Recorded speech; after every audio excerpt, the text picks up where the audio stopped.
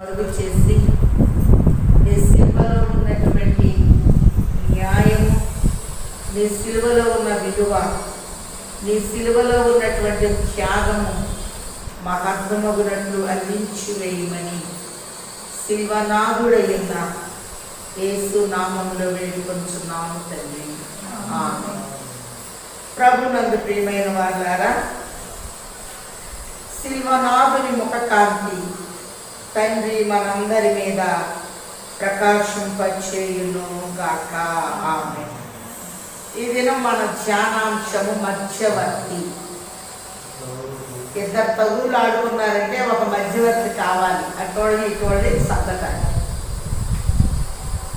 పరిశుద్ధతలో మనం ఉండాలి అంటే దుష్టుడు మనల్ని దెబ్బ కొడుతున్నాడు గనక మధ్యవర్తిగా తండ్రి తన ప్రియ కుమారుని లోకంలోని పంపించారు.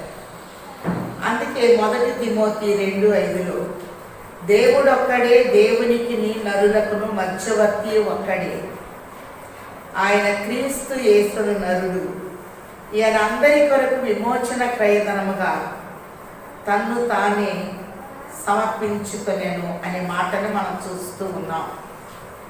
ఈ మధ్యవర్తి చేసిన కొన్ని ఆశ్చర్య కార్యాలని వాక్యంలో మనం చూస్తే, మొట్టమొదట దుష్టుడు కుటుంబాల మీద దెబ్బ కొడుతూ ఉన్నాడు. దేవుడు కట్టిన మొదటి కుటుంబము ఆది తల్లిదండ్రులైన అవ్వ ఆదాముల కుటుంబం. తోటలో దుష్టుడు ప్రవేశించి దేవుని యొక్క చిత్తాన్ని మీరేటట్లుగా చేసినట్లు మనం చూస్తూ ఉన్నాం. వారి బిడ్డలు కయ్యూను హేబేలు అన్నదమ్ములు. పండగ చేసుకునేటప్పుడు వారి మధ్య దుష్టుడు వచ్చి గందరగోళం సృష్టించినట్లు మరి కయ్యూను హేబేలు చంపేసేటటువంటి పరిస్థితి అన్నదమ్ముల మధ్య ఏర్పాటు చేసినట్టు చూస్తూ ఉన్నాం. అలాగనే మనం చూస్తే 133 కీర్తనలో ఒక మాట ఉంది, సహోదరుల ఐక్యత కలిగి నివసించుట ఎంత మేలు, ఎంత మనోహరం. ఐక్యతలో మేలు అనేది ఉంది, ఒక మనోహరమైన స్థితి ఉంది. దేవుని బిడ్డలు ఎక్కడుంటే అక్కడ ఐక్యత లేకుండా చేయాలి అని దుష్టుడు పన్నాగం పన్ని ఉండగా తండ్రి తన ప్రియ కుమారుని మధ్యవర్తిగా ఈ లోకానికి పంపినట్లుగా మనం చూస్తూ ఉన్నాం. ఫిలిప్పీలకు రాసిన పత్రిక 2:5 కూడా తండ్రితో ఉండుట విడిచిపెట్టకూడని భాగ్యమని ఎంచుకోలేదు, కానీ దాసుని రూపము ధరించి శిలువ మరణము పొందినంతగా తను తాను తగ్గించుకొని రిక్తుడుగా ప్రభు వచ్చి వేసినట్టు చూస్తూ ఉన్నాం. మొదటిగా మనం చూస్తే అన్నదమ్ముల మధ్య ఐక్యత అనేది మరి యాషావు పొందవలసిన దీవెన యాకోబు పొందాడు. ఎప్పుడైతే రిబ్కా మారువేషం వేసి యాషావు లాగా తయారు చేసి యాకోబుని పంపించిందో, ఇస్సాకు తడివి చూచాడు, స్వరము యాకోబుదే అని చెప్పంటూ నీ పేరేంటి అని అడిగితే యాషావు అని అన్న పేరు మీద దీవెన తీసుకున్నట్టు మనం చూస్తూ ఉన్నాం. ఇద్దరి మధ్య మరి ఏమొచ్చింది అంటే ద్వేషము అనేది వచ్చింది. అన్నకు రావాల్సిన దీవెన తమ్ముడు తీసుకున్నాడు, అక్కడి నుండి పారిపోయినట్లుగా మనం చూస్తున్నాం. 20 సంవత్సరాల తర్వాత తిరిగి వస్తున్నాడు యాకోబు తండ్రి దగ్గరికి, కానీ యాషావు బోర్డర్ మీద రావాలి. ఆ టైంలో ఒక ప్రార్థన చేశాడు. ఏ ప్రార్థన చేశాడు ఒకసారి చూద్దాం. ఆదికాండము 32:10 చూస్తే, మరి ఎప్పుడో మన్నకు రావాల్సిన దీవెన నేను తీసుకొని మన్నను మోసం చేసి వెళ్ళిపోయాను అని బాధ కలిగి ఒక ప్రార్థన చేస్తూ ఉన్నాడు. ఆదికాండం 32:9 చూస్తే, అప్పుడు యాకోబు, నా తండ్రి అయిన అబ్రహాము దేవా, నా తండ్రి అయిన ఇస్సాకు దేవా, నీ దేశమునకు నీ బంధువుల యొద్దకు తిరిగి వెళ్ళుము. నీకు మేలు చేసేదనని నాతో చెప్పిన యెహోవా, నీవు నీ సేవకునికి చేసిన సమస్తమైన ఉపకారములకును సమస్త సత్యములకును అపాత్రుడను. ఎట్లనగా నా చేతి కర్రతో మాత్రమే యోర్దాను దాటి తిని ఇప్పుడు నేను 2 గుంపులైతిని. నా సహోదరైన ఏశావు చేతి నుండి దయచేసి నన్ను తప్పించుము. అతడు వచ్చి పిల్లలతో తల్లిని నన్ను చంపునేమో అని అతనికి భయపడుచున్నాను. దేవుడికి మొరపెడుతూ ఉన్నాడు. ఏశావు 400 మందితో వస్తున్నాడు. 20 సంవత్సరాల నాటి ద్వేషం ఇది. పిల్లల్ని తల్లుల్ని చంపుతాడేమో, దయచేసి అతని చేతి నుండి నన్ను తప్పించు అని బలమైన ప్రార్థన పట్టుదలతో యాకోబు చేస్తూ ఉన్నాడు. ప్రార్థనకి జవాబు చూద్దాం. ఆదికాండము 33వ అధ్యాయము 4వ వచనంలో చూస్తే, అప్పుడు ఏశావు అతన్ని ఎదుర్కొని పరిగెత్తి అతని కౌగలించుకొని అతని మెడ మీద పడి ముద్దు పెట్టుకొని వారిద్దరూ కన్నీరు విడిచిరి. ప్రార్థనకు జవాబు. అన్నదమ్ముల మధ్య పగ అనేది ఉంది. ప్రార్థన చేశాడు యాకోబు. ఏశావు మెడ మీద పడి ముద్దు పెట్టుకున్నట్లుగా చూస్తూ ఉన్నాం. ప్రార్థన పగను చల్లార్చింది. బైబిల్ ఏం చెప్తుందంటే, మీరు ప్రార్థించినప్పుడే పొంది ఉన్నామని నమ్మండి అని ప్రభు తెలియజేస్తూ ఉన్నారు. ద్వేషము పగ ప్రేమగా మారిపోయినట్లుగా మనం చూస్తూ ఉన్నాం. అందుకే 133వ కీర్తనలో సహోదరుల ఐక్యత కలిగి నివసించుట ఎంత మేలు, ఎంత మనోహరము అని మాట చూస్తూ ఉన్నాం. ఐక్యతలో మేలు అనేది ఉన్నది అని ప్రభు చక్కగా మనకి బయలుపరుస్తూ ఉన్నారు. దేవుడు ఒక్కడే, దేవునికి నరులకు మధ్యవర్తి ఒక్కడే ఆయన. మరి యేసు ప్రభు అనే మాటని మనం చదువుకొని ఉన్నాం. అంత మాత్రమే కాదు, మామ అల్లుళ్ళ మధ్య పగలు. మామగారంటే అల్లుడు పడదు, అత్తంటే కోడలు పడదు. మరి ఈ విషయంలో కూడా పరిశుద్ధ గ్రంథంలో మధ్యవర్తిగా ప్రభు చేసిన కార్యాన్ని ఒకసారి చూద్దాం. ఆదికాండము 31వ అధ్యాయంలో మనం చూస్తే, యాకోబు తన బిడ్డల్ని భార్యలు తీసుకొని ప్రయాణమై తన స్వదేశమైన వాగ్దాన దేశానికి వచ్చేస్తూ ఉన్నాడు. ఈ విషయము లాభాలు తెలిసింది. ఎలాగైనా సరే అల్లుడిని ఏ విధంగానైనా సరే నష్టపరచాలి అని బయలుదేరాడు. ఇప్పుడు మధ్యవర్తిగా ప్రభు వస్తున్నారు. ఆదికాండము 31వ అధ్యాయము, ఆదికాండము 31వ అధ్యాయము 29వ వచనంలో చూస్తే, ఇక్కడ చక్కటి మర్మాన్ని ప్రభు తెలియజేస్తూ ఉన్నారు. లాభాలతో దేవుడు మాట్లాడుతూ ఉన్నాడు. యాకోబు దగ్గరికి, నువ్వు వెళ్ళి ఏదో హాని చేయాలనుకుంటున్నావు, జాగ్రత్త, యాకోబు నా బిడ్డ, నువ్వేదైనా చేసావు అంటే నేను వదిలిపెట్టనని దేవుడు బెదిరించాడు. ఎవరిని? లాభాన్ని. ఇప్పుడు లాభాలు వచ్చి యాకోబుతో ఏం చెప్తున్నాడో ఒకసారి చూద్దాం. ఆదికాండం 31వ అధ్యాయము 24వ వచనంలో, ఆ రాత్రి స్వప్నమందు దేవుడు సిరియావాడైన లాబాను వద్దకు వచ్చి, నువ్వు యాకోబుతో మంచి గాని చెడ్డ గాని పలకకము, జాగ్రత్త సుమి అని అతనితో చెప్పాను. 29వ వచనం చూద్దాం. ఆదికాండం 31:29. మీకు హాని చేయుటకు నా చేత నవ్వును, అయితే పోయిన రాత్రి నీ తండ్రి యొక్క దేవుడు నువ్వు యాకోబుతో మంచి గాని చెడ్డ గాని పలకకము, జాగ్రత్త సుమి అని నాతో చెప్పాను. మధ్యవర్తి ఎవరు వచ్చారంటే ప్రభు. ఇప్పుడు మన వల్ల కొన్ని పనులు కావటం లేదు. దేవుడు ఒక్కడే, దేవునికి నరులకు మధ్యవర్తి ఒక్కడే, ఆయన క్రీస్తు యేసును నరుడు అనే మాటను మనం చూస్తూ ఉన్నాం. కాబట్టి మామ అల్లుళ్ళ మధ్య లాభాన్ని ఏం తక్కువ ఆయన రాదు. యాకోబును హాని చెయ్యాలి అనే వచ్చాడు, కానీ మధ్యవర్తిగా దేవుడు నిలబడి ఇక్కడ ఆయన్ని సరి చేస్తూ ఉన్నట్టు మనం చూస్తూ ఉన్నాం. ఎవరన్నా మన విషయంలో హాని చేయాలి అనుకుంటే దేవుని మీద మనం ఆధారపడదాం. మధ్యవర్తి స్థానంలో ప్రభు ఉండి ఆయన బిడ్డలమైన మనకు న్యాయాన్ని జరిగించు వారై ఉన్నారు అని ప్రభు తెలియచేస్తూ ఉన్నారు.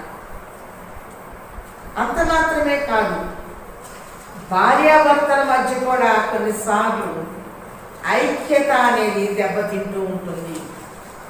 ఆదికాండము 20వ అధ్యాయంలో చూస్తే శారా చాలా చక్కనిది. మరి ఆదికాండం 17వ అధ్యాయంలో అబ్రహాం వయసు ఇచ్చాడు. 99 ఏండ్ల వయసు కలిగిన వాడు. 18వ అధ్యాయంలో అబ్రహాం ఇంటికే ప్రభు వెళ్ళారు. మరి వృద్ధులే కాదు, దేవుడు దీవించాడు. శారాయిని శారాగా, అబ్రాహాముని అబ్రహాముగా దీవించాడు. వీరు ఏ ప్రాంతానికి వెళ్ళినా అక్కడ దైవ భయం లేదు గనక అబీమెలెకు రాజు శారాని ఇష్టపడ్డాడు. అబ్రహాం పంపించి ఊరుకున్నాడు. అబ్రహాము నిద్రపోయాడేమో, కానీ అబ్రహాము దేవుడు మట్టికి నిద్రపోలేదు. 121 కీర్తనలో ఒక మాట, నిన్ను కాపాడువాడు కొనకడు నిద్రపోడు అని ప్రభు తెలియజేస్తున్నాడు. ఆదికాండం 20వ అధ్యాయంలో మనం చూస్తే 6వ వచనం చూద్దాం. అందుకు దేవుడు, అవును, యథార్థ హృదయంతో దీన్ని చేసిటివన్నీ నేను, మరియు నీవు నాకు విరోధముగా పాపం చేయకుండా నేను నిన్ను అడ్డగించి తిని, అందుకే నేను నిన్ను ఆమెను ముట్టనీయలేదు. కాబట్టి ఆ మనుష్యుని భార్యను తిరిగి అతనికి అప్పగించుము. అతడు ప్రవక్త, అతడు నీ కొరకు ప్రార్థన చేయును, నువ్వు బ్రతుకుదువు.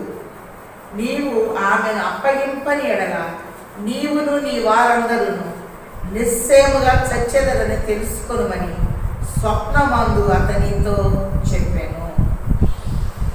దేవుడు తన బిడ్డల్ని ఎవరైనా ముట్టుకుంటే, నిన్ను ముట్టినవాడు నా కనుగుడ్డు ముట్టిన వానితో సమానము అని ప్రభు చెప్తున్నారు. అంత జాగ్రత్తగా తన పిల్లల్ని ఆయన కాపాడువారై ఉన్నారు. మరి అబీమెలెకు రాజు శారమును కోరుకున్నాడు. దర్శనములో ప్రభు వచ్చి అతని భార్యను అతనికి అప్పగించుము, అతడు ప్రవక్త, అతడు నీ కొరకు ప్రార్థన చేయును అని రాజుతో మాట్లాడుతూ ఉన్నాడు. యాకోబు హాని చేయాలని వస్తే లాబానుతో మాట్లాడాడు. ఇప్పుడు రాజుతో కూడా దేవుడు మాట్లాడుతూ ఉన్నాడు. అందుకే రాజులు నమ్ముకున్నట కంటే, యాజకులను నమ్ముకున్నట కంటే దేవుడైన యెహోవాను ఆశ్రయించుట మేలు అని ప్రభు తెలియజేస్తూ ఉన్నాడు. అంత మాత్రమే కాదు, కొత్త నిబంధనలో కూడా మత్తయి సువార్త 1వ అధ్యాయంలో చూస్తే మరియమ్మ గారు పరిశుద్ధాత్మ వలన గర్భం ధరించింది. మరియమ్మ గారు గర్భవతిగా ఉంది అని యోసేపుకు తెలిసింది.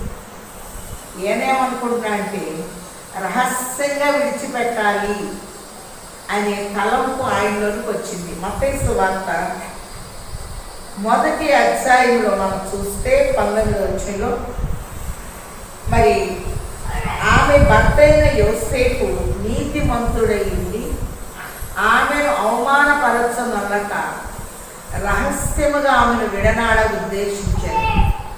అతడు ఈ సంగతుల గురించి ఆలోచించుకొనుచుండగా ఇదిగో ప్రభుదూత స్వప్నమందు అతనికి ప్రత్యక్షమై, దావీదు కుమారుడైన యోసేపు, నీ భార్య అయిన మరియను చేర్చుకొనుటకు భయపడకము. ఆమె గర్భము ధరించినది పరిశుద్ధాత్మ వలన కలిగినది. ఎక్కడైతే అనుమానం ఉందో అక్కడ దూత స్వప్నమందు యోసేపు దగ్గరికి వచ్చి ఆ అనుమానాన్ని సరిచేస్తుంది. అందుకే ఇర్మియా 33:3 ఒక మాట ఉంది, నీవు నాకు మొరపెట్టుము, గూఢమైన గొప్ప సంగతులను నేను నీకు తెలియచేస్తాను. మరి ప్రభు మీద మనం ఆధారపడినప్పుడు అసాధ్యమున్న పరిస్థితి, ప్రభా నువ్వు ఈ విషయంలో నాకు జవాబు చెప్పు అని ప్రభు దగ్గర కూర్చున్నప్పుడు మన జ్ఞానానికి అర్థమయ్యేటట్టు కళల ద్వారా, స్వప్నాల ద్వారా, వాక్యం ద్వారా, వాగ్దానాల ద్వారా, భక్తుల ద్వారా, పరిస్థితుల ద్వారా, సృష్టి ద్వారా తండ్రి స్పష్టంగా మనకు అర్థమయ్యేటట్టు మనతో మాట్లాడేవాడే ఉన్నారు. ఏ కోణంలో మాట్లాడితే మనకు అర్థం అవుతుందో ప్రభువు తెలుసు. ఆయన అంటున్నారు, ఆత్మ యొక్క మనసేదో నేను ఎరుగులేను, నా ఆత్మ లేనివాడు నా వాడు నాడు అని ప్రభు తెలియజేస్తూ ఉన్నారు. అంత మాత్రమే కాదు, దేవుని బిడ్డల మధ్య మరి కొన్ని పోరాటాలు మనకు కనపడుతూ ఉన్నాయి. ఒకసారి మనం గమనించినట్లయితే మరి చాలామంది దేవుని బిడ్డల్ని దూషిస్తూ ఉంటారు. అలాంటిదే సంఖ్యాకాండం 16 అధ్యాయంలో కోరాహు కుమారులు దేవుని చిత్తానికి వ్యతిరేకంగా మోషే అహరోనుల మీద సణుకొని, దేవుడు మీకు ఏమైనా నాయకత్వం ఇచ్చారా, సమాజంలో ఉన్న ప్రతి ఒక్కడు నాయకుడే అని చెప్పి దేవుని పిల్లల మీద ఎదురు తిరిగినట్లుగా మనం చూస్తూ ఉన్నాం. ఇక్కడ మధ్యవర్తిగా ప్రభు కనపడుతూ ఉన్నారు. కాబట్టి కోరాహు కుమారులు చాలా గొప్ప కీర్తనలు రాశారు. కీర్తన 42లో చూస్తే పైన హెడ్డింగ్ ఉంటుంది, కోరాహు కుమారులు రచించినది దైవ ధ్యానము. దుప్పి నీటి వాగుల వరకు ఆశపడినట్లు జీవము కలిగిన దేవుని వరకు నా ప్రాణము తృష్ణ గొనుచున్నది అని చక్కని కీర్తనలు రాసినట్లుగా మనం చూస్తూ ఉన్నాం. మరి వీరిలో కూడా మరి దేవుని చిత్తం మీద ఎదురు తిరిగినట్లు మనం చూస్తూ ఉన్నాం. ఒకసారి చూద్దాం. సంఖ్యాకాండము 16 అధ్యాయము 3వ వచనంలో మోషే అహరోనులకు విరోధముగా 250 మందిని ఏర్పాటు చేశారట. మీతో మాకిక పని లేదు, ఈ సర్వ సమాజంలోని ప్రతి వాడును పరిశుద్ధుడే, యెహోవా వారి మధ్యనున్నాడు, యెహోవా సంఘం మీద మిమ్మల్ని మేరేలా హెచ్చించుకొనుచున్నారనగా మోషే ఆ మాట విని సాగిలపడి, అటు తరువాత అతడు ఫరోహుతోను వారి సమాజంతోను ఇట్లని, తన వాడు ఎవడో పరిశుద్ధుడు ఎవడో రేపు యెహోవా తెలియచేసి వానిని తన సన్నిధికి రానిచ్చును, ఆయన తాను ఏర్పరచుకున్న వాడిని తన యొద్దకు చేర్చుకొని ఇలాగూ చేయుడి, ఫరోహును అతని సమస్త సమూహమునైన మీరును ధూపాలను తీసుకొని వాటిలో అగ్ని ఉంచి రేపు యెహోవా సన్నిధిని వాటి మీద ధూపద్రవ్యం వేయుడి. అప్పుడు యెహోవా ఏ మనిషిని ఏర్పరచుకున్నో వాడే పరిశుద్ధుడు. ఒక ఆనవాలు పెట్టుకున్నారు, రేపు సర్వ సమాజము మరి మీరు రండి అని చెప్పినప్పుడు వారు ఎప్పుడైతే దేవుని చిత్తానికి విరుద్ధంగా చేశారో ఈ సర్వ సమాజంలోనికి తెగులు వచ్చేసినట్టు, మన కరోనా తెగులు వచ్చినట్టు ఇక్కడ తెగులు అనేది వచ్చింది. ఈ తెగులు ఎప్పుడైతే వచ్చిందో వెంటనే భూమి నోరు విడిచిందట. ఒకసారి చూద్దాం. 29వ వచనంలో చూస్తే సంఖ్యాకాండం 16:29లో మనుష్యులందరికీ వచ్చు మరణము వంటి మరణము వీరు పొందిన ఎడల సమస్త మనుషులకు కలిగినదే వీరికి కలిగిన ఎడల యెహోవా నన్ను పంపలేదు. అయితే యెహోవా గొప్ప పుట్టించటం వలన వారు ప్రాణములతో పాతాళంలో కూలినట్లు భూమి తన నోరు తెరచి వారిని వారి కలిగిన సమస్తమును మింగి వేసినడలా వారు యెహోవాను అలక్ష్యము చేసిరని మీకు తెలియనని. కాబట్టి అలక్ష్యము చేస్తే తెగులు ఎలా వస్తుందో ఇక్కడ చక్కగా బయలుపరుస్తూ ఉన్నారు. 41వ వచనం చూద్దాం. సంఖ్యాకాండము 16:41. మరునాడు ఇశ్రాయేలీయుల సర్వ సమాజము మోషే అహరోనులకు మీరు యెహోవా ప్రజలను చంపితురని చెప్పి సమాజము మోషే అహరోనులకు విరోధముగా కూడెను. వారు ప్రత్యక్షపు గుడారపు వైపు తిరిగి చూడగా ఆ మేఘము దాన్ని కమ్మెను. యెహోవా మహిమయు కనబడెను. మోషే అహరోనులు ప్రత్యక్షపు గుడారం ఎదుటకి రాగా యెహోవా మీరు మీ సమాజం మధ్య నుండి తొలగిపోవుడి, క్షణములో నేను వారిని నశింప చేయదనని మోషేకు సెలవీయగా వారు సాగిలపడి. అప్పుడు మోషే నీవు ధూపార్తిని తీసుకొని బలిపీఠపు నిప్పులతో నింపి ధూపం వేసి వేగంగా సమాజం వద్దకు వెళ్ళి వారి నిమిత్తము ప్రాయశ్చిత్తము చేయుము. కోపము యెహోవా సన్నిధి నుండి బయలుదేరెను, తెగులు మొదలు పెట్టెనని అహరోనుతో చెప్పగా మోషే చెప్పినట్లు అహరోను వాటిని తీసుకొని సమాజం మధ్యకు పరిగెత్తి పోయినప్పుడు తెగులు జనుల్లో మొదలు పెట్టి ఉండెను. కాగా అతడు ధూపం వేసి ఆ జనుల నిమిత్తము ప్రాయశ్చిత్తము చేశాను. అతడు చచ్చిన వారికి బ్రతికిన వారికి మధ్యను నిలువగా తెగులు ఆగెను. చచ్చిన వారికి బ్రతికిన వారికి మధ్యలో ఒక మధ్యవర్తి వచ్చాడు. ఆయన ఎవరంటే ఒక యాజకుడు. ఆ యాజకుడు ఎవరు అంటే అహరోను. కాబట్టి సర్వ సమాజం ఏమంటున్నారంటే దేవుడు మిమ్మల్ని ఏర్పాటు చేసుకోలేదు, సమాజంలో ఉన్న ప్రతి ఒక్కరు చేయొచ్చు దేవుడి పని, మీరేనేంటి నాయకులు అని ఎదురు తిరిగినప్పుడు ఒక తెగులు అనేది వచ్చి వేసినట్లుగా చూస్తూ ఉన్నాం. 91వ కీర్తనలో మోషే రాస్తున్నాడు. 90-91 మోషే రాశాడు కనుక దేవుల్లో మనం ఉన్నప్పుడు ఏ తెగులు మన మీద ఏలుబడి చేయదు, ఏ తెగులు నీ గుడారంలో సమీపించదు అనే మాటలు చూస్తున్నాం. దేవుని చిత్తాన్ని మీరినప్పుడు తెగులు అనేది మానవుని మీదకి ఎట్లా వస్తుందో ఒకసారి చూద్దాం. మరి మన వాక్యంలో కనుక గమనిస్తే యెషయా గ్రంథము 24వ అధ్యాయములో ఆలపించుడి, యెహోవా దేశమును వట్టిదిగా చేయుచున్నాడు, ఆయన దాన్ని పాడు చేసి కల్లోలపరుచుచున్నాడు. దేశమంతా కల్లోలం వచ్చేసింది.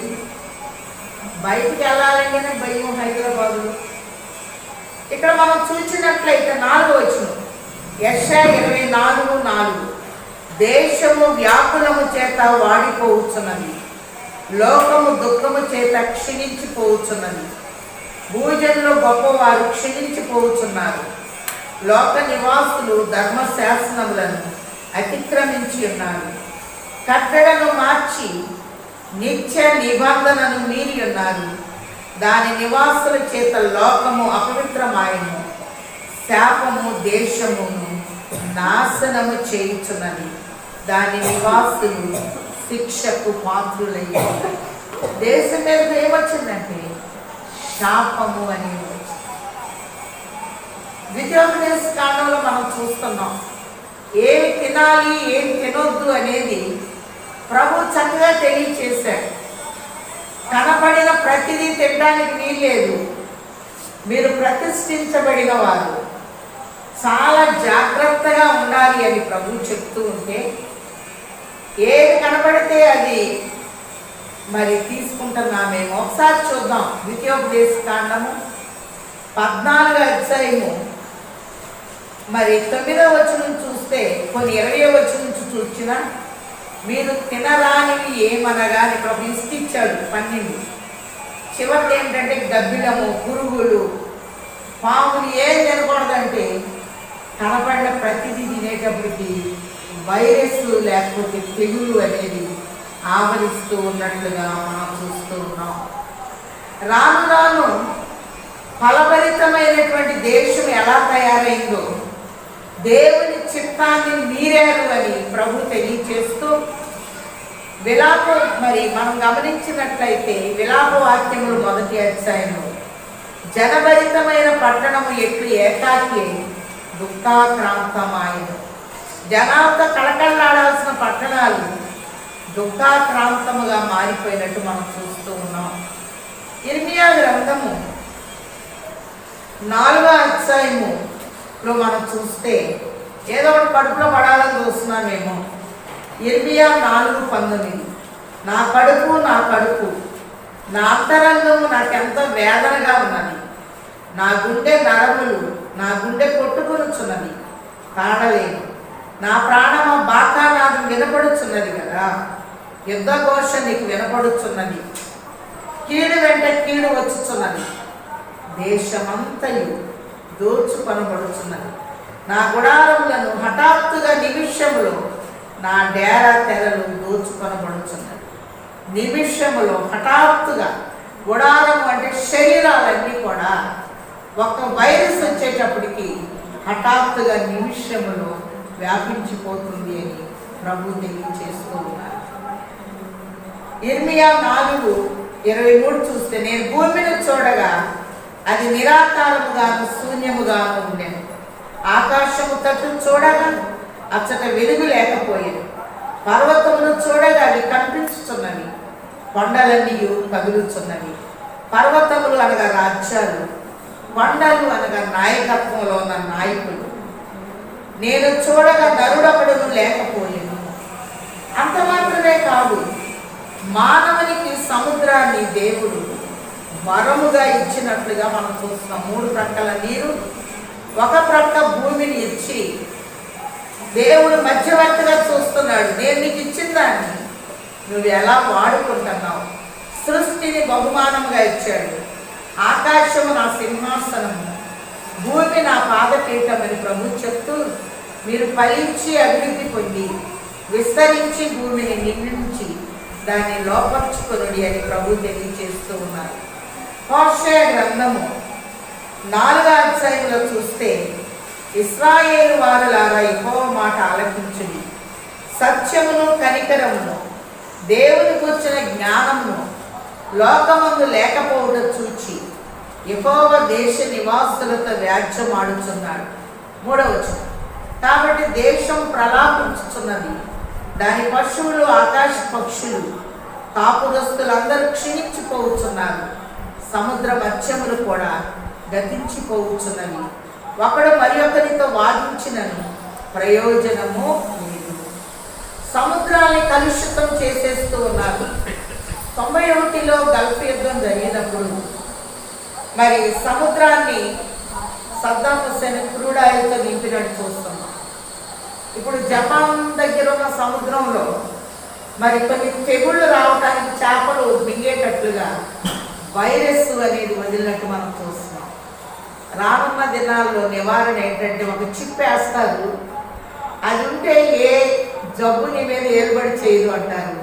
అది 666 ముద్ర. దేవుని పిల్లలు ఇందాక మనం చదువుకున్నాం, ధర్మాన్ని విసర్జించారు, శాపము దేశాన్ని ఆవరించింది, పర్వతాలు రాజ్యాలన్నీ కదిలిపోతున్నాయి అనే మాటల్ని వాక్యంలో చూస్తూ ఉన్నాం. అన్నదమ్ముల మధ్య ఐక్యత లేదు, భార్య భర్తల మధ్య ఐక్యత లేదు, మామ అల్లుళ్ళు అత్త కోడళ్ళ మధ్య ఐక్యత అనేది లేదు. దేవుడు ఒక్కడే, దేవునికి నరులకు మధ్యవర్తి ఒక్కడే, ఆయన క్రీస్తు యేసును నరుడే చూస్తున్నాం. సంఘాల మధ్య కూడా ఐక్యత అనేది లేదు. కొలసీలకు రాసిన పత్రికలో మనం చూసినట్లయితే మరి ఒక శ్రేష్టమైన మర్మాన్ని 4వ అధ్యాయం 7వ వచనంలో కొలసీలకు రాసిన పత్రిక 4వ అధ్యాయం 7వ వచనంలో ఒక ఉన్నతమైనటువంటి మర్మాన్ని ప్రభు తెలియచేస్తూ ఉన్నారు. ప్రియ సహోదరులను, ప్రభునందు నమ్మకమైన పరిచారకును, నాతోటి సేవకుడైన తుకికు నన్ను గూర్చి సంగతులన్నీ మీకు తెలియచేయ, మీరు మా స్థితి తెలుసుకున్నట్లు మీ హృదయములను అతడు ఆదరించినట్లు అతనిని అతనితో కూడా నమ్మకమైన ప్రియ సహోదరుడైన ఓనేసిమును మీ యొద్దకు పంపుచున్నాను. ఇతడు మీ యొద్ద నుండి వచ్చిన వాడే. వీరిక్కడి సంగతులన్నీ మీకు తెలియచేయును. ఫిలోమోనుకు ఒక ఉత్తరం రాస్తున్నాడు మరి పౌలు గారు. ఈ యొక్క ఓనేసిమును చేర్చుకోండి అని ఒక ఉత్తరం రాస్తూ ఉన్నాడు. ఒకసారి చూద్దాం. ఫిలోమోను పత్రికలో మనం చూసినట్లయితే ఆ పౌలు గారు రాసిన ఉత్తరానికి వచ్చిన జవాబు ఏ రీతిగా ఉందో పరిశుద్ధ గ్రంథంలో ప్రభు స్పష్టంగా మనకి బయలుపరుస్తూ ఉన్నారు. ఈ ఉత్తరం చూచి కూడా వారు ఎలా మాట్లాడారు అనేది కూడా ప్రభు స్పష్టంగా మనకి తెలియచేస్తూ ఉన్నారు. ఒకసారి చూద్దాం. మరి ఫిలోమోనుకు రాసిన పత్రిక 10 అంటే ఒకే అధ్యాయం అనుకోండి, 17-20 వచనాలు కనుక మనం చూసినట్లయితే మరి ఇతను రావటం వల్ల జరిగినటువంటి కార్యాలు ఎలా ఉన్నాయో ఒకసారి చెప్తారమ్మా. కాబట్టి నీవు నన్ను నీతో పాలివారిగా ఎంచిన ఎడల నన్ను చేర్చుకున్నట్టు అతనిని చేర్చుకున్నాను. అతడు నీకు ఏ నష్టమైనను కలుగజేసిన ఎడలను, నీకు ఏమైనా రుణములున్న ఎడలను అది నా లెక్కలో చేర్చింది. పౌలను నేను నా సమస్తములతో ఈ మాట వ్రాయిచున్నాను. చాలు, ఏమన్నా నష్టం కలిగజేసి నీ దగ్గర నుంచి వచ్చాడేనా, నా లెక్కలో రాయండి. ఇప్పుడు మధ్యవర్తిగా పౌలు అక్కడ నిలబడుతున్నాడు. పౌలు గారు అంటాడు 1 కొరింథీ 11 నేను క్రీస్తును పోలి నడుచుకున్నాను, మీరు నన్ను పోలి నడుచుకోండి. అతన్ని అలా ఆదరించడానికి అని పంపిస్తే ఆ సంఘంలో అతను మా సంఘంలో ఎందుకు వచ్చాడని మత సంబంధమైనటువంటి క్రోధము కక్షలు ఇక్కడ వచ్చి వేసినట్లుగా మనం చూస్తూ ఉన్నాం. అంత మాత్రమే కాదు, మనం చూస్తే మత సంబంధమైన మరి సంఘాల మధ్య గొడవలు మనం చూసాం. కొలసీ పత్రిక, ఫిలోమోను పత్రికలో మత సంబంధమైన గొడవలు మరి ప్రశాంతంగా ఉన్న స్థలాలు రేపుతూ ఉంటారు. అపోస్తుల కార్యాలు 9వ అధ్యాయంలో మనం చూస్తే సౌలు దేవుడు 9వ అధ్యాయంలో పౌలుగా మార్చివేశాడు. సౌలా సౌలా నువ్వెందుకు నన్ను హింసిస్తున్నావు అంటే నువ్వెవడివి అంటున్నాడు ఈయన. కాబట్టి ఒక దర్శనం ఇచ్చి దమస్కులో ఉన్న అననీయ దగ్గరికి పంపిస్తూ ఉన్నాడు. అదే టైంలో అననీయ ప్రార్థనలో ఉన్నాడు. ఒకసారి చూద్దాం. అపోస్తుల కార్యములు 9:10 దమస్కులో అననీయ అని ఒక శిష్యుడు ఉండేను. ప్రభు దర్శనమందు అననీయ అని అతన్ని పిలువగా అతడు ప్రభా ఇదిగో నేనున్నానని. అందుకు ప్రభు నువ్వు లేచి కిందనబడిన వీధికి వెళ్ళి యూదావాని ఇంట తార్సు వాడైన సౌలు అని వారి కొరకు విచారించుము. ఇదిగో అక్కడ ప్రార్థన చేయుచున్నాడు. అతడు అననీయాను ఒక మనుష్యుడు లోపలికి వచ్చి తాను దృష్టి పొందినట్లు తల మీద చేతులుంచుట చూచి ఉన్నాడని చెప్పాడు. అప్పుడు ఏనంటాడు, ప్రభా సౌలు ఇక్కడ మమ్మల్ని చంపడానికి వచ్చాడు, అట్లాంటి సౌలు దగ్గర నేను వెళ్ళనా అంటాడు. ఆయన ఇప్పుడే దర్శనం వస్తుంది, నేను నీతో మాట్లాడుతున్నా ఆయన దర్శనం వస్తుంది, నువ్వు భయపడద్దు, నువ్వు వస్తున్నట్టు ఆయన దర్శనం చూస్తున్నాడు అక్కడ. కాబట్టి నువ్వు వెళ్ళు, ఇతడు నా కొరకు చాలా శ్రమలు భరించడానికి సిద్ధంగా ఉన్నాడు అని చెప్పి మరి ప్రభు మాట్లాడినట్లుగా మనం చూస్తూ ఉన్నాం. అందుకే 1 కొరింథీ 11 మనం చూస్తే నేను క్రీస్తును పోలి నడుచుకున్నాను, మీరు నన్ను పోలి నడుచుకోండి. 1 సమూయేలు 9వ అధ్యాయంలో కూడా సమూయేలు ప్రవక్త దగ్గరికి సౌలు వెళ్ళి దీర్ఘదర్శి ఎక్కడ ఉన్నాడని అడుగుతాడు. వేరే దీర్ఘదర్శిని ఏం చెప్పాను అని సమూయేలు అంటాడు, నువ్వు ఇక్కడ వస్తావని నిన్నటి దినానే దేవుడు నాకు చెప్పాడు, నువ్వు ఇశ్రాయేలీయులకు రాజు అవ్వబోతున్నావని అతనికి విషయాన్ని తెలియచేస్తాడు. ప్రభు అన్నారు 139వ కీర్తనలో, నీకు తలంపు పుట్టక మునిపే నీ ఆలోచనని నేను ఎరిగి ఉన్నాను, నువ్వు కూర్చుండుట నువ్వు లేచుట నాకు తెలియను అని ప్రభు చక్కగా తెలియచేస్తూ ఉన్నారు. అలాగే మనం గమనించినట్లయితే దేశాల మధ్య ఐక్యత అనేది రావాలి. ఒకసారి చూద్దాం. కీర్తనలో కనుక మనం చూస్తే 83వ కీర్తనలో మరి 91లో నేను గల్ఫ్ వెళ్ళినప్పుడు, అంటే మీ అందరికీ తెలిసిన విషయమే నేను చెప్తున్నాను. మరి గల్ఫ్ దేశాల్లో మ్యాప్ పాయింటింగ్లో ఇస్రాయేలు అనేది ఉండదు, బ్లాక్ చేసేస్తారు అన్నమాట. అన్ని దేశాల పేర్లు ఉంటాయి కానీ ఇస్రాయేలు అనే మాట మట్టికి అక్కడ ఉండదు. ప్రపంచ పటం అందరం చూస్తాం. ప్రపంచంలో సెంటర్ పాయింట్ ఇస్రాయేల్. ఒకసారి చూద్దాం బైబిల్ ఎలా ఉంది. కీర్తన 83 నుండి 6 వచనాలు చూస్తే, నీ ప్రజల మీద వారు కపటోపాయములు పన్నుచున్నారు, నీ మరుగుచొచ్చిన వారి మీద ఆలోచన చేయుచున్నారు. వారు అని అందరు బైబిల్లో వచ్చిన గీతం. ఇశ్రాయేలు పేరు ఇతను జ్ఞాపకం రాకపోవునట్లు జనముగా ఉండకుండా వారిని సంహరించుదము రెండని చెప్పుకొనుచున్నారు. ఏక మనస్సుతో వారు ఆలోచన చేసుకొని ఉన్నారు. నీకు విరోధముగా నిబంధన చేయుచున్నారు. గుడారపు వాసులైన ఏదోమీలు ఇస్మాయేలీలు. ఏదోమీలు అంటే ఏషావు సంతానం, ఇస్మాయేలీలు అంటే హాగరు సంతానం. వీళ్ళు ఎవరి మీద నిబంధన చేశారంటే ఇశ్రాయేల్ అనే పేరు ఇక ఉండకూడదు, భూమి మీద రాజ్యముగా ఉండకూడదు అని నిబంధన చేసుకున్నారట. గుడారాలు ఎవరుంటారు? ఇస్మాయేలీలు.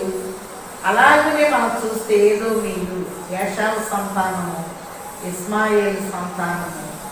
మరి మనం చూస్తే ఇప్పుడు మోరియా కొండ మీద ఎక్కడ ఇస్సాకును బలిచ్చాడో, ఎక్కడ దావీదు బలిపీఠం కట్టాడో, ఎక్కడ సొలొమోను దేవాలయం కట్టాడో ఆ దేవాలయాన్ని పడగొట్టి అక్సా మసీద్ అని, అలాగే మనం చూస్తే ఓమర్ మసీద్ అని, డూమ్ ఆఫ్ రాక్ అని, మరి యెరూషలేములో సెంటర్ పాయింట్లో వీళ్ళు కట్టుకున్నారు. ఇప్పుడు అది పడిపోవాలి. అది పడిపోవాలంటే తూర్పు దేశాలు గుర్తులు కనపడాలి. మరి 91 డిసెంబర్ 6న మనకి బాబ్రీ మసీద్ పడిపోయింది. దాని వివాదాలు ఇప్పటికీ తలెత్తినట్లుగా మనం చూస్తూ ఉన్నాం. నీకు విరోధముగా రూపింపబడిన ఏ ఆయుధము వర్ధిల్లదు అనే మాట మనం చూస్తున్నాం. ప్రభు జన్మించినప్పుడు యెరూషలేము అంతా కల్లోలం వచ్చి వేసినట్టు చూస్తున్నాం. అలాగే వైరస్ను బట్టి కల్లోలం అనేది వచ్చి వేసినట్టు చూస్తూ ఉన్నాం. అలాగనే ప్రభువులో మనం ఉన్నప్పుడు నా ప్రవక్తలైన వారికి ఆమోస్ గ్రంథంలో ప్రభు అంటారు, నేను చెప్పకుండా ఏమీ చేయను అని ప్రభు చక్కగా తెలియచేస్తూ ఉన్నారు. దేవుల్లో మనం ఉన్నప్పుడు సమస్తాన్ని బయలుపరుస్తారు. ఆమోస్ గ్రంథము 3వ అధ్యాయము 7వ వచనంలో తన సేవకులైన ప్రవక్తలకు తాను సంకల్పించిన దాన్ని బయలుపరచకుండా ప్రభు అయిన యెహోవా ఏమీ చేయడు. ప్రభువులో మనం ఉన్నప్పుడు సమస్తాన్ని స్పష్టముగా ప్రభువు బయలుపరచువాడై ఉన్నారు. భూమిని ఆహారముగా, భూమిని సొత్తుగా ఇస్తే, గుడివాడ ప్రాంతం మరి మా నాన్నగారిని చూద్దామని వెళ్తే ఎక్కడ పొలాలు లేవు, మొత్తం చేపల చెరువులు. అంటే భూమిని ఎందుకు ఇచ్చాడు? మీరు ఫలించి అభివృద్ధి పొంది విస్తరించి భూమిని నిండించి దాన్ని లోపరుచుకోండి, ఆ పంటను వాడుకోండి అని దేవుడు చెప్తే చేపల చెరువులు చేశాడు. పోనీ అంత తాగుతున్నారా? ఈ చేపల ద్వారా వైరస్ అనేది వ్యాపిస్తుందన్నది ఇప్పుడు అర్థమైంది.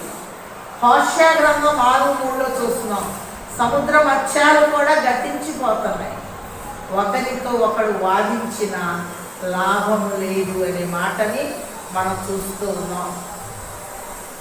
అలాగే మనం చూస్తే రాష్ట్రాలు ఆయన సన్నిధిలోనికి రావాలి. మరి యెషయా గ్రంథం 34వ అధ్యాయంలో ప్రభు అంటారు, రాష్ట్రములారా నా యొద్దకు వచ్చి నా మాట వినుడి. ద్వీపాలన్నీ రావాలి. యెషయా 49లో అంటున్నాడు, ద్వీపములారా దూరమున్న జనులారా నా యుద్ధకు రండి. అలాగే అన్నదమ్ముల మధ్య ఐక్యత దెబ్బతింటే యెహోవా మా తండ్రి కాడ, యేసుడు మా అన్న కాడ, పరలోకమే మన పుట్టిల్లని మనం పాడుకున్నాం. ఈ అన్న స్థానంలో ప్రభు వచ్చి మరి 1 కొరింథీ 15:57 అంటున్నారు, నా ప్రియ సహోదరులారా, మీ ప్రయాసము ప్రభునందు వ్యర్థము కాదు అని ఎరిగి స్థిరులను కదలని వారును ప్రభు కార్యాభివృద్ధి అందు ఎప్పటికీ ఆసక్తులయ్యింది. విశ్వాసంలో కదిలిపోకూడదు. 127 కీర్తనలు అంటాడు, యెహోవా యందు నమ్మకం ఉంచువారు కదలక నిత్యము నిలుచు సియోను కొండవలే ఉంది. సియోను కొండ ఆలోచన కదలదు. కొండ ఎంత స్థిరంగా ఉంటుందో మీ విశ్వాసం అంత స్థిరంగా ఉండాలి అని ప్రభు తెలియచేస్తున్నారు. ప్రకటన 2:10 అంటున్నారు ప్రభు, నమ్మకముగా ఉంటుంది. కాబట్టి నేను భూమి మీదకి వచ్చినప్పుడు విశ్వాసం ఉండుట కనుగొందున అంటున్నారు. అన్నదమ్ముల మధ్య ఐక్యతని ఇచ్చింది ప్రభు. యాకోబు ప్రార్థన చేశాడు, ఏషా వచ్చి మెడ మీద ముద్దు పెట్టుకున్నాడు. భార్యాభర్తల మధ్య ఐక్యత. అబ్రహాం పంపించి ఊరుకున్నాడు. అబీమెలెకు రాజుతో దేవుడు మాట్లాడాడు. వెంటనే అతడు లోబడి ఆమె నేను ముట్టుకోలేదని చెప్తున్నాడు. అలాగే మరియమ్మను అవమానించాడు, రహస్యం విడిచిపెట్టాలనుకున్నాడు. దేవుడు దూత వచ్చి కరెక్ట్ చేసినట్టు మనం చూస్తున్నాం. మత సంబంధమైన గొడవలు ఫిలోమోనికి కొలస్సీ సంఘానికి ఉన్నప్పుడు పౌలు స్వహస్తాలతో ఉత్తరం రాసి, ఇతడు మీ యొద్ద నుండి వచ్చిన వాడే, మీ సంఘంలో వస్తే నీకెందుకు అంత భయం? అతను ఏమీ నష్టం చేయడు.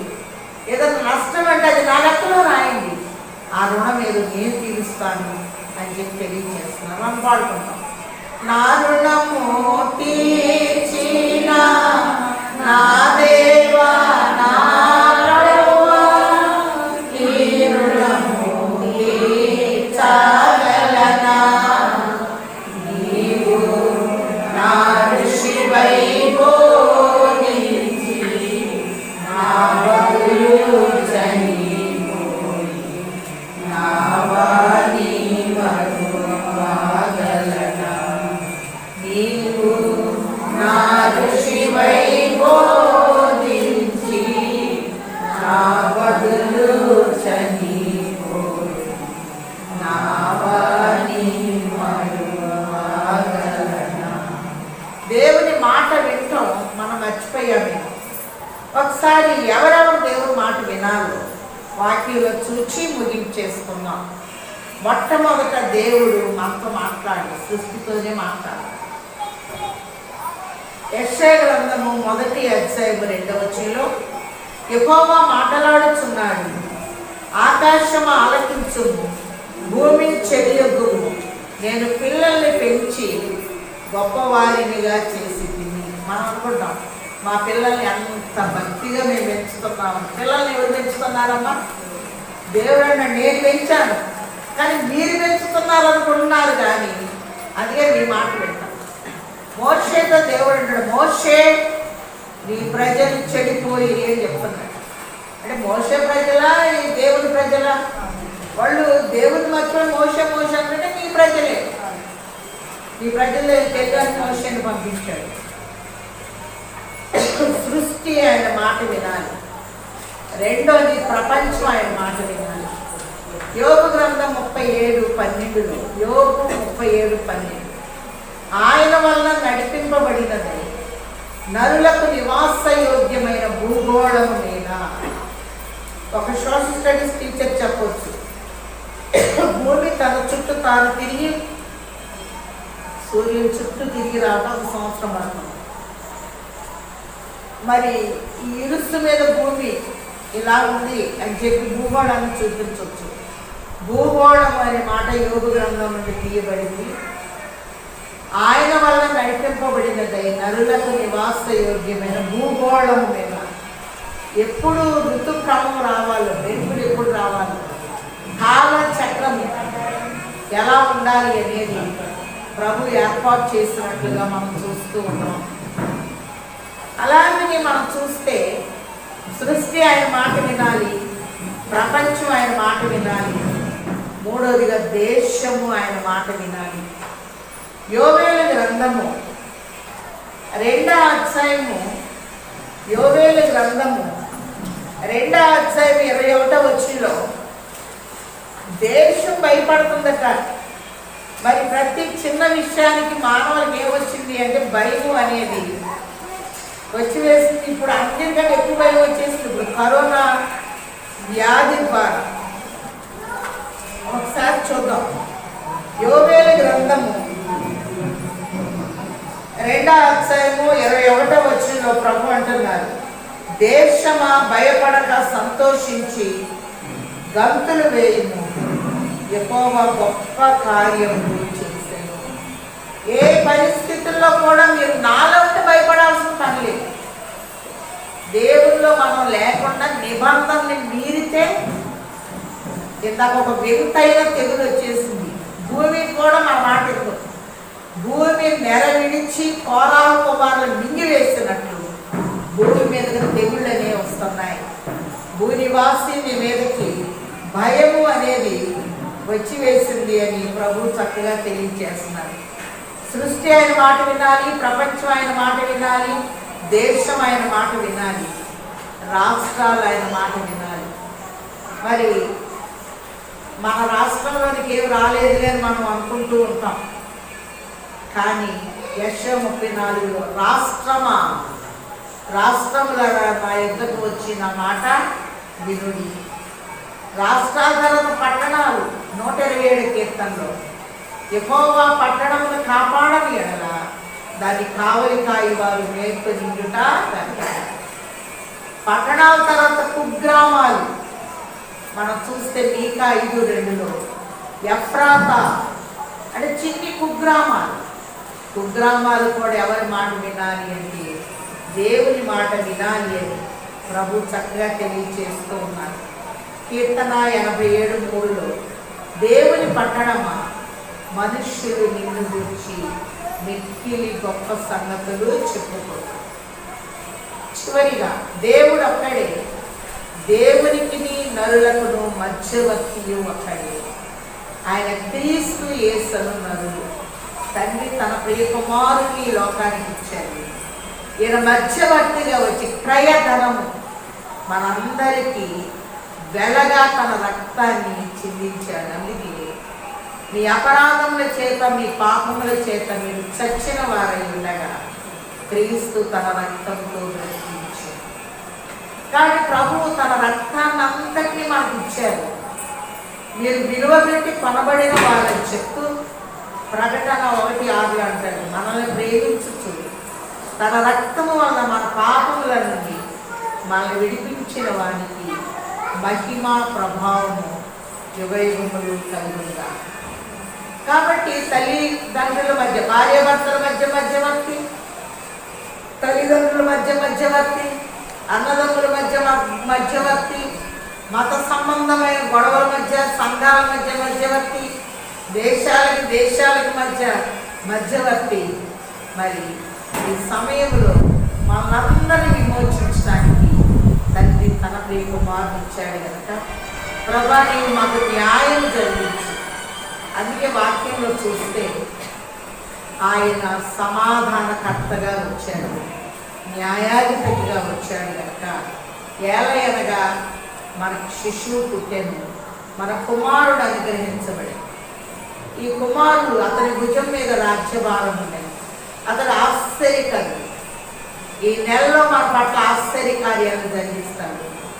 తన ఆలోచనతో నింపుతాడు, తన బలముతో నింపుతాడు, నిత్యమంతో ఉంటాడు.